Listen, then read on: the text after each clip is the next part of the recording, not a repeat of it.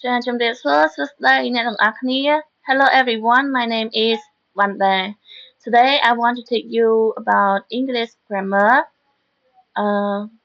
it's about present perfect and past one. So the verb present perfect and the past one has the form present perfect is the form of I have done. Yeah. Hi past one have the form of I did. ឥឡូវយើងចូលដល់ section 1 គេថា study this example situation ចូលសិក្សាអំពីចា situation ស្ថានភាពគំរូនេះអញ្ចឹងនេះគឺជារូបភាពរបស់ Tom ដែលគាត់កំពុងតែលើក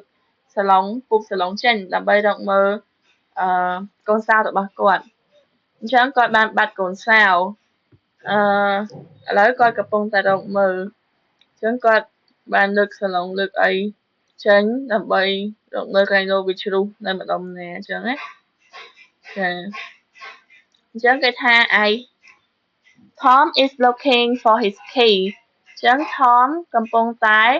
រកមើលចាកូនសោរបស់គាត់អញ្ចឹង clear នេះគឺគេប្រើជា present continuous ចាអញ្ចឹង Tom កំពុងតែរកមើលកូនសោរបស់គាត់អញ្ចឹងយើងបក key មុន key មានន័យថាកូនសោចាយើងបករកនេះមុនអញ្ចឹងគាត់រកវាមិនឃើញទេ He has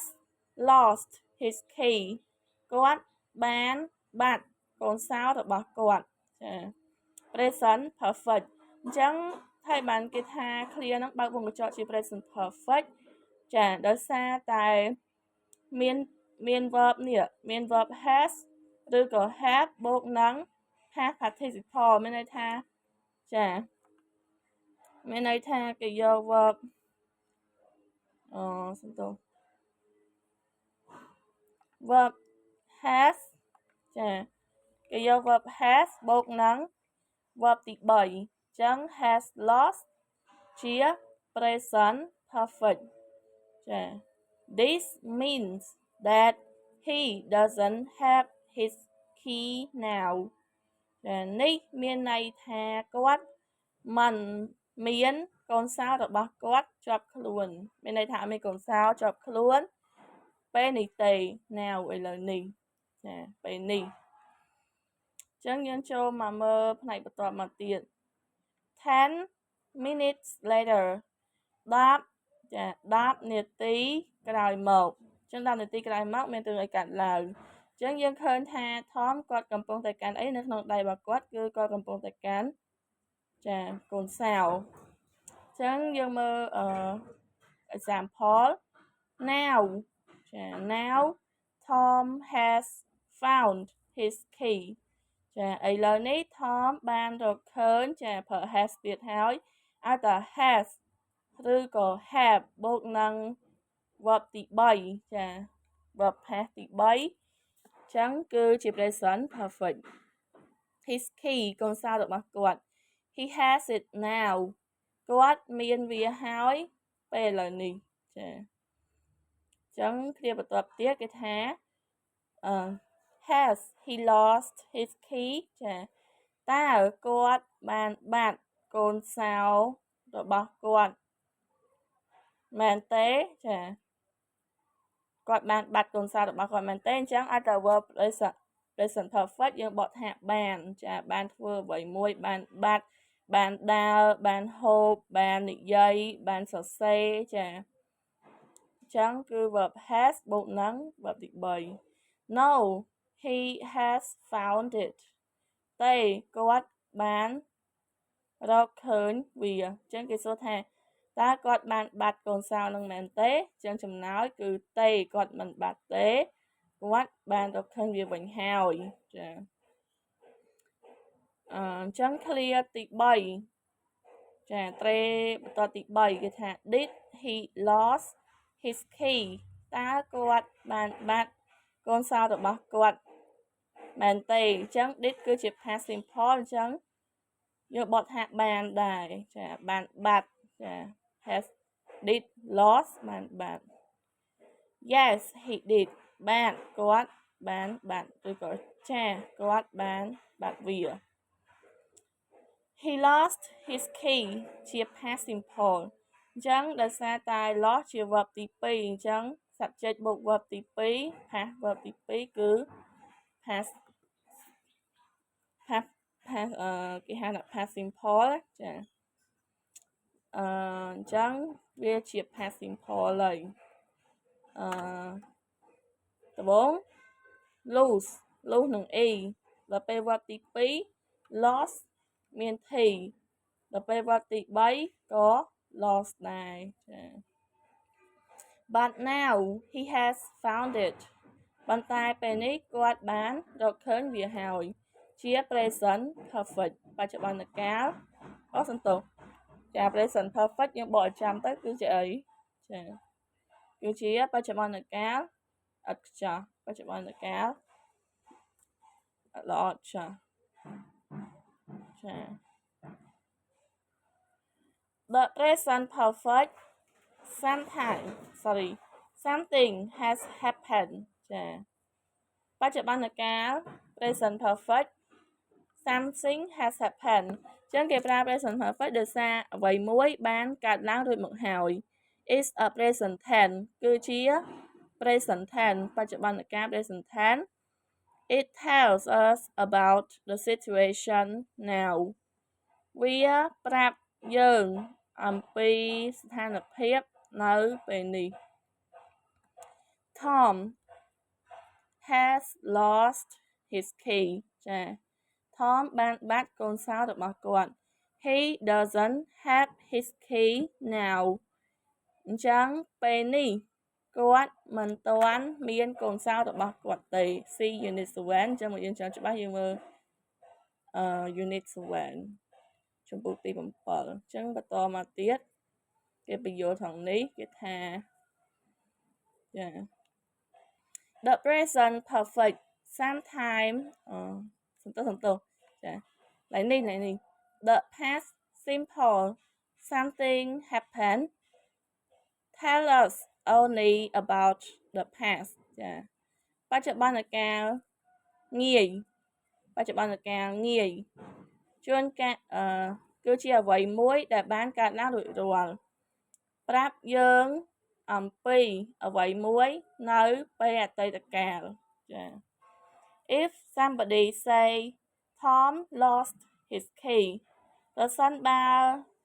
ចានរណាម្នាក់និយាយថា Tom បានបាត់កូនសោររបស់គាត់ We don't know whether he has the key now or not ចាយើងមិនដឹងទេថាតើគាត់មានកូនសោររបស់គាត់នៅពេលនេះឬក៏មិនមែនពេលនេះចឹងមានន័យថា present perfect ហ្នឹងគឺគេប្រើដើម្បីជំនួសសកម្មភាពមួយដែលកើតឡើងបន្ទាប់ពីសកម្មភាពមួយទៀតដែលកើតឡើងនៅពេលអតីតកាលចឹងនៅពេលសកម្មភាពមួយកើតឡើងនៅពេលអតីតកាលឧទាហរណ៍ថា Tom គាត់បានបាត់កូនសោររបស់គាត់ហើយទៅមកដល់ពេលជាក់លាក់ណាមួយពេលពិតប្រាកដណាមួយគាត់មិនទាន់បានរកឃើញកូនសោររបស់គាត់ទេអញ្ចឹងវានៅបន្តបាត់ទៀតអញ្ចឹងពេល clear ទី2ដែលនៅបន្តបាត់ទៀតហ្នឹងគេប្រើ present perfect ចាបច្ចុប្បន្នកាល perfect អញ្ចឹង perfect បើថាម៉េចអ្នកនរគ្នាគឺល្អចាចឹងយើងមើលបន្តទៀត The past simple something happened ចាសន្ទុះនេះ We know only that he lost it and sometime in the past យើងដឹងត្រឹមតែថាគាត់បានបាត់វានៅពេលខ្លះចាគឺពេលមួយនៅពេលអតីតកាលអញ្ចឹងយើងចូលមកដល់ឃ្លានេះគេថា compare present perfect and past simple ចូលប្រៀបធៀប present perfect និងបច្ចុប្បន្នកាលងាយអញ្ចឹងរបស់ត្រីទី1 They've gone away ពួកគេបានទៅឆ្ងាយ They'll be back on Friday ពួកគេនឹងត្រឡប់មកវិញនៅថ្ងៃសុក្រចា Friday ថ្ងៃសុក្រ They are away now ពួកគេគឺទៅឆ្ងាយនៅពេលនេះចា They went away ពួកគេបានទៅឆ្ងាយចាអញ្ចឹង they we gone ទី1គឺមានន័យថា they have gone អញ្ចឹងពួកគេបានទៅបាត់អញ្ចឹងពួកគេ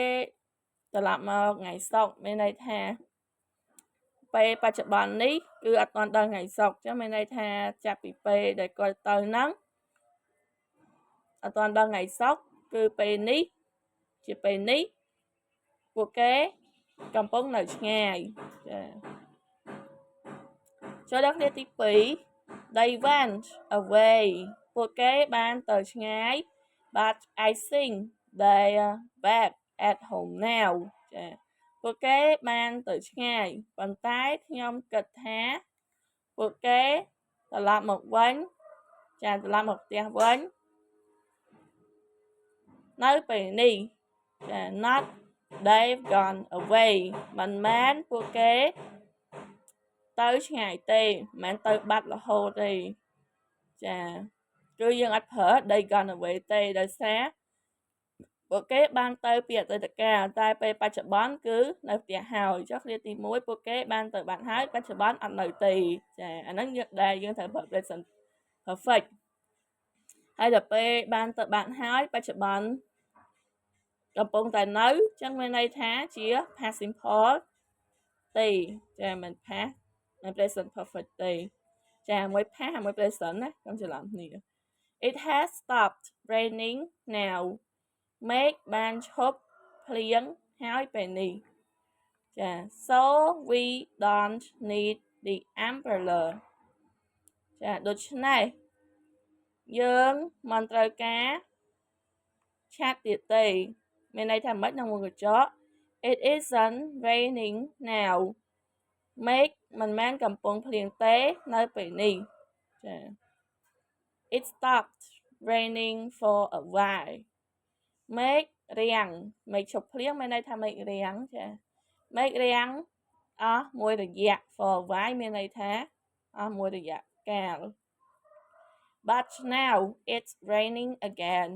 ប៉ុន្តែពេលនេះវាភ្លៀងម្ដងទៀតហើយ Not it has stopped មិនមែនប្រើ present perfect has stopped ទេគឺប្រើ verb stop raining ប្រើ present perfect continuous ចា verb ទី3បូក verb inform ចាអញ្ចឹងវីដេអូនេះគឺមានតែប៉ុណ្្នឹងទេចាអរគុណអ្នកនរគ្នាកុំភ្លេចជួយគាំទ្រ follow page ចា like share ឲ្យមិត្តភ័ក្តិទាំងអស់គ្នាចែកម្លែកវីដេអូនេះឲ្យមិត្តភ័ក្តិទាំងអស់គ្នាបានរៀនផងដើម្បីឲ្យគាត់បានចេះដែរចាអរគុណអ្នកទាំងអស់គ្នាជម្រាបលា